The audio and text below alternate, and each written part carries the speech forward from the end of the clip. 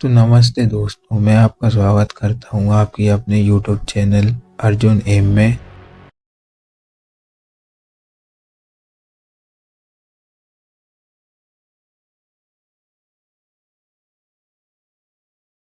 तो चलिए वीडियो को स्टार्ट करते हैं। आज का टॉपिक है बिगेस्ट एयरपोर्ट डिजास्टर। देखिए,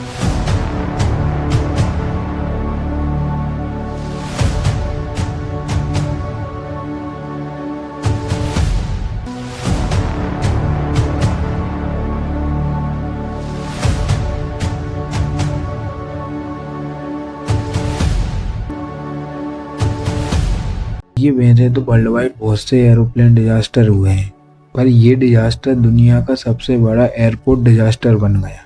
ये हादसा हुआ था स्पेन के सबसे बड़े आइलैंड टेनरिफ के एयरपोर्ट पर। टेनरिफ एक स्पेन गवर्नेंस आइलैंड है जो अटलांटिक ओशन में है। 27 मार्च 1977 पैन एम फ्लाइट 1736 और KLM फ्लाइट 4805 के बीच में भयानक टक्कर हुई थी। ये टक्कर इतनी भयानक थी कि 644 पैसेंजर में से केवल 61 पैसेंजर ही बच पाए। टेनरिफ एक पहाड़ी इलाका है, इस वजह से 1977 में टेनरिफ में सिर्फ एक ही एयरपोर्ट था, वो भी सी लेवल से 2000 फीट ऊंचाई पर। Flight Pan Am 1736 Boeing 747 Los Angeles New York से लास पल्मास की ओर जा रही थी, पर लास पल्मास में बम ब्लास्ट के कारण पैन एम को टेनरिफ की ओर मोड़ दिया गया। पैन एम फ्लाइट को कंट्रोल कर रहे थे captain Victor Grubbs, first officer Robert Bragg, flight engineer जॉन्स बॉन।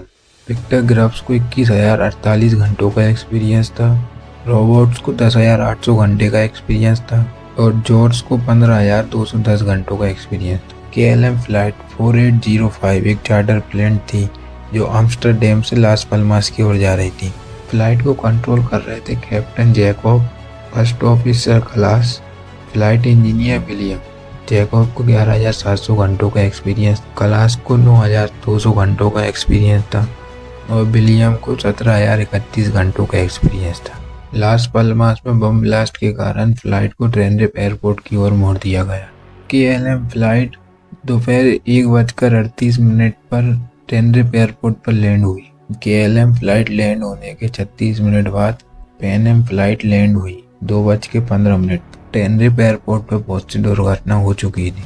KLM फ्लाइट को आम्स्टरडैम से लास पाल्मास जाना था, लास पाल्मास से फिर आम्स्टरडैम जाना था और पहले से ही फ्लाइट लेट हो चुकी थी।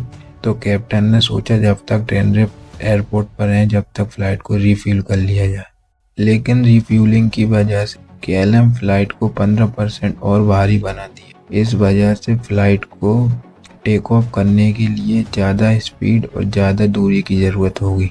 फ्लाइट में रिफ्यूलिंग स्टार्ट करने के कुछ मिनटों बाद कैप्टन को संदेश मिला कि लास पाल्मास का एयरपोर्ट चालू हो चुका है, अब वो फ्लाई कर सकते हैं। पैन एम के कैप्टन को भी वही संदेश मिला और उन्होंने स्टार्टअप के लिए पूछा, पर उन्होंने बताया कि KLM फ्लाइंग टैक्सी वे के आखिरी में खड़ी है। KLM में फ्यूल भरा जा रहा है, उसके कारण उसके पास से निकलना मुश्किल है। जब तक KLM का फ्यूल फिल नहीं हो जाता जब तक पैन एम फ्लाई नहीं कर सकती। KLM को फिलिंग में लगभग 35 मिनट लगेंगे। इसी के साथ साथ एयरपोर्ट का मौसम बिगड़ने लगा, एयरपोर्ट पर कोहरा छाने लगा। इसने परिस्थिति को और गंभीर कर दिया।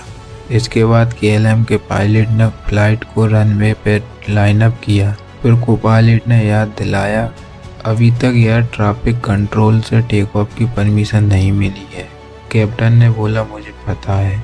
कैप्टन ने एयर ट्रैफिक कंट्रोल से रेडियो पे कहा हम टेक ऑफ के लिए तैयार हैं, ATC की क्लियरेंस की इंतजार कर रहे हैं। ATC ने KLM को रेडियो किया और टेक ऑफ का मार्ग बताया, पर अनुमति नहीं दी। यहाँ पर ATC और पायलट के बीच में मिसअंडरस्टैंडिंग हो गई।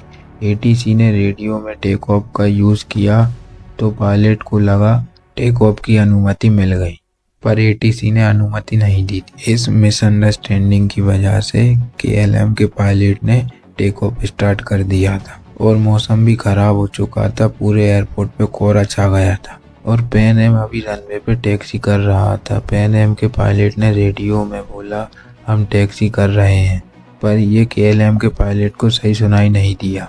अगर ये मैसेज KLM के पायलट सुन लेते तो वो टेक ऑफ को रोक देते। दोनों फ्लाइट एक दूसरे की ओर आ रही थी। कोहरे के कारण वो एक दूसरे को देख नहीं पा रही थी।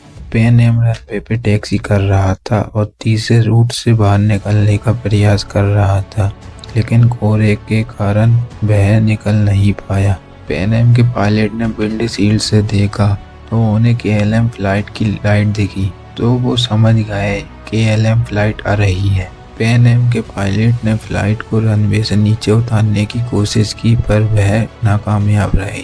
जब KLM और पैन एम दोनों 100 मीटर की दूरी पे थे, जब KLM को ऊपर उठाने की कोशिश की, पर जब तक बहुत देर हो चुकी थी। KLM पूरी रफ्तार से पैन एम में टकरा गई।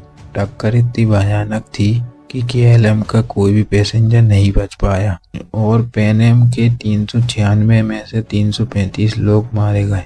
पैन एम में 61 लोग बचे, जिसमें से पैन एम के पायलट भी शामिल हैं। इस दुर्घटना में 583 लोगों ने अपनी जान गंवाई।